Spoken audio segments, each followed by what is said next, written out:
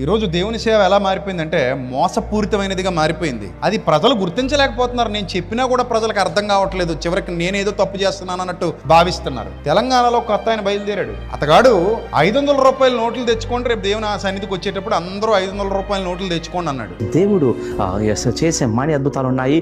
నేను నోట్ను అభిషేకించబోతున్నాను. సో కాబట్టి 500 నోటు తీసుకొని రండి. దేవుడు ఈ నోట్ను అభిషేకించబోతున్నాడు. ఏ స్థాయిలో అంటే ఈ నోట్ ఎంతకాలం అయితే అభిషేకించిన తర్వాత ఎంతకాలం అయితే నోట్ మీద ఉంచుకుంటారో అంతకాలం మీకు మనీ రాబోతుంది.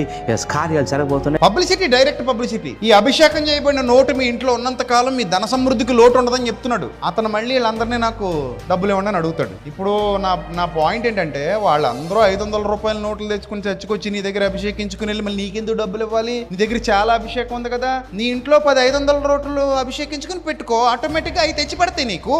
నువ్వే పెద్ద రిజర్వ్ బ్యాంకు కదయ్యా బాబు. నువ్వు ఎవరిని అడక్కింకప్పుడు మళ్ళీ అంటాడు కొత్త క్యాలెండర్